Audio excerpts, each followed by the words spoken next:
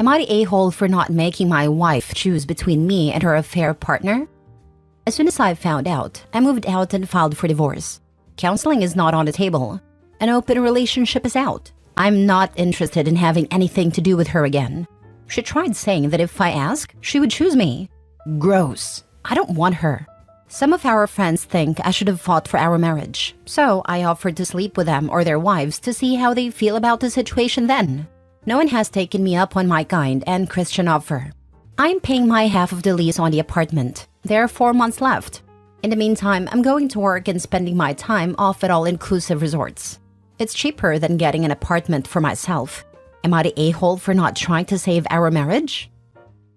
Now for the top comments. She tried saying that if I ask, she would choose me. You did ask her at your wedding. Wild of her to say that. Not the a-hole. She didn't stay true to her vows. Why should he stay true to his? Since the marriage vow has already been broken, he is free to divorce her. She said she would choose him, but didn't choose him when she was sleeping with the other guy. What right does she have to choose him now? Even Jesus said you can divorce a cheating spouse. Not the a-hole. If she was going to choose you, she shouldn't have had an affair in the first place.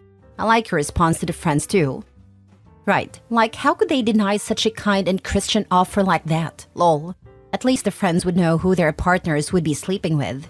Definitely not the a-hole.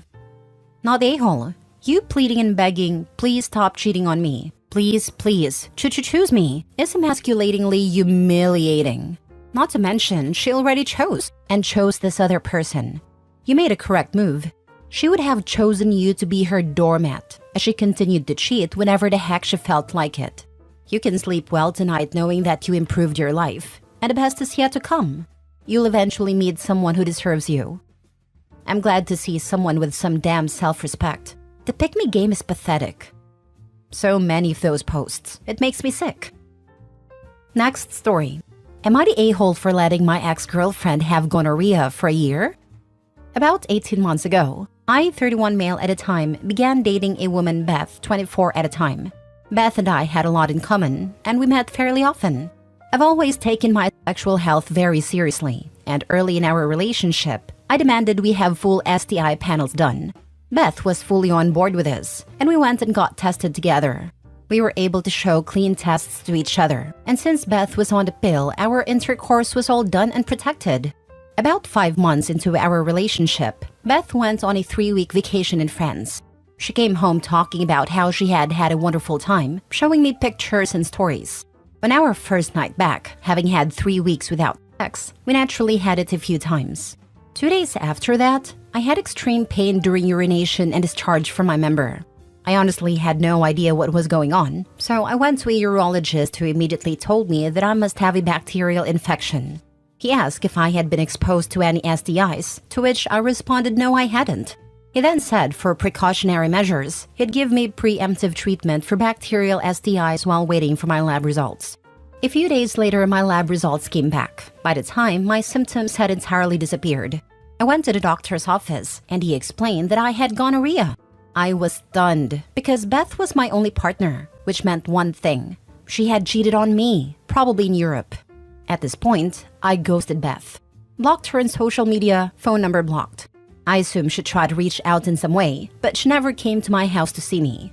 I figured that was the end of it and lived my life as normal for the next year. Well, yesterday I got a visit at my front door. It was Beth. She broke down, telling me that she had exposed me to an STI and that if I hadn't already, I should get tested. I explained that I already knew, and that's kind of why I ghosted her. Beth was stunned for a second and then shrieked at me, "Why the hell didn't you tell me?" Apparently, having gonorrhea for a year wreaked havoc on her reproductive system, and she may be completely infertile now. She always wanted to have children. I'm conflicted now about if what I did was a-hole-ish.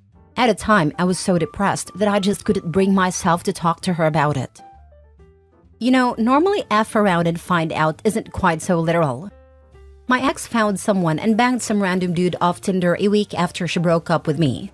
Called me, asked if I gave her chlamydia, told her no, got tested anyway and sent the results. It was negative. And she had the nerve to blame me, that it was my fault she went out and raw dogged some guy from Tinder.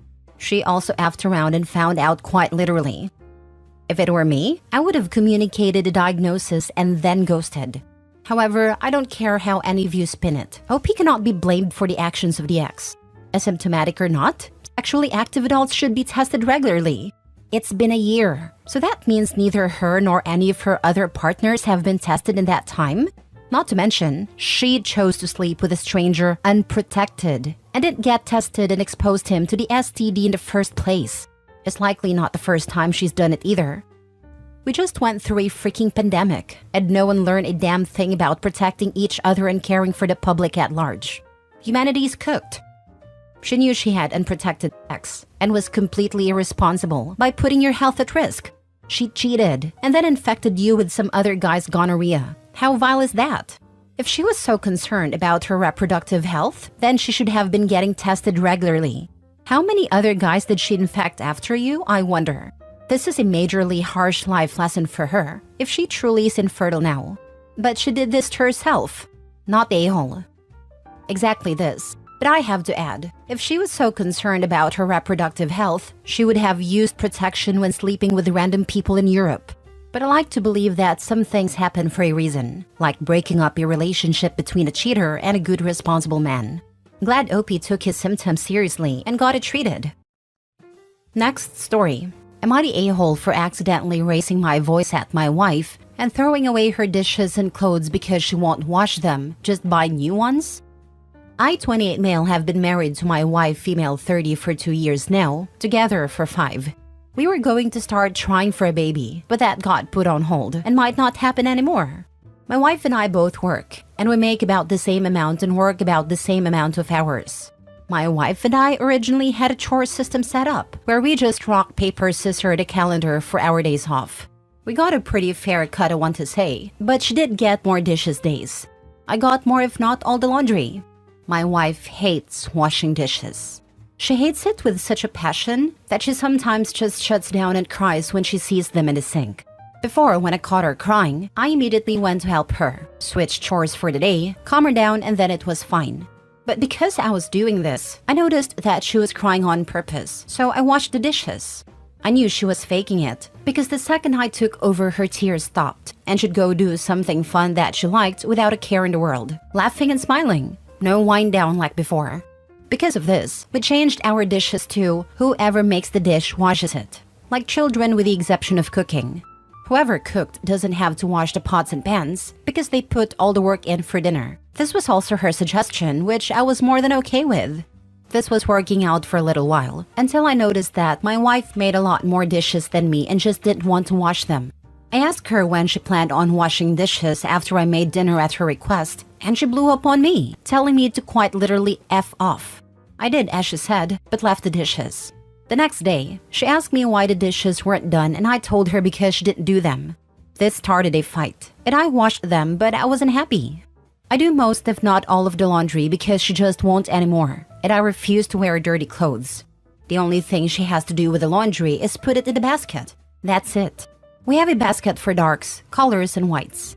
She insists on her own basket for underwear and whatnot, so that's its own thing and I hand wash it. She's been not putting her clothes in the basket. At first, I picked up all of her clothes and washed them because it was no big deal. But when I watched her take her clothes off and just leave them on the floor because I always pick it up, I chose to leave her clothes there. She asked me why her clothes weren't done. I said because she didn't put them away and she blew up on me. Same story. Recently, this all came to a head with all the fighting. My wife has been getting lazier and lazier to push back because of our fights. And at first, I was doing all of her chores on top of working. But I had a little moment of, why am I even doing this? And just stopped. The dishes piled, her clothes were dirty, crumbs were everywhere on her days. On my days, everything was spick and span. She decided that she's going to just start buying more dishes and clothes to combat not doing her part. I cannot tell you how frustrated this made me. She was buying plastic spoons and forks, paper plates, Walmart t-shirts, and whatever other cheap alternative to the nice ones she has at home. I just decided to start tossing them. When she noticed that I was tossing her cheap alternatives, she blew up at me again. And for the first time since we've been together, I raised my voice. My voice is deep and I'm a big man, so this scared her, which I regretted. I immediately lowered my tone and told her that she just isn't doing her part and that she's wasting money buying useless things when all she has to do is just clean up after herself and put clothes in a basket. She cried, and despite how many times I apologized, she told me that she doesn't feel safe with me and that maybe we're better off divorcing. This shattered me. She's been cold toward me, sleeping on the couch and playing domestic violence science videos out loud. It's such a low blow.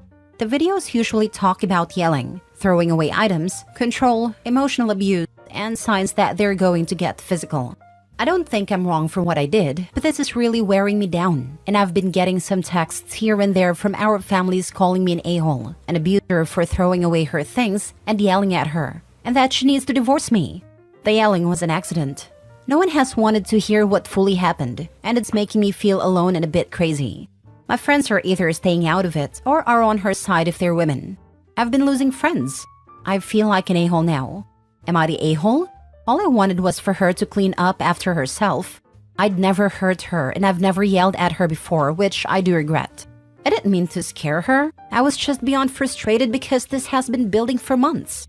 I get that it was probably immature to throw away the disposables and that I should have just cleaned up after her, but I was just frustrated. Now for the top comments. It's not too soon to admit that she's not the best partner for you. If what you write is completely accurate, then it's you who is in an abusive relationship and should exit. Opie didn't ask for this advice, but I think he needs it. Please, please do not get this woman pregnant. Get out and buy what you need and use them to make sure this doesn't happen. Do not rely on her to manage birth control. Stop having sex with this woman immediately. Move out and move on. I'm honestly a little frustrated with the OP that he doesn't done this already. Crazy train. This, OP, if you think she will ever get up from a sound sleep at 2 a.m. with a baby cries, you are sorely mistaken. You and you alone will have sleepless nights for the next 1 to 3 years plus. If you get her pregnant, run while you can. Lord, just divorce her. She sounds like a 12-year-old. Now she's playing domestic violence victim because you yelled once? Get out of there and find an adult to share your life with. Seriously, she seems manipulative, unstable, dishonest, and just gross. I do not understand why OP would stay. Not a-hole. Last story. Am I the a-hole for letting my ex's mom into my book club and making his fiancé feel dumb? I, 28 female, dated Jim, 29 male, fake name, when I was 24.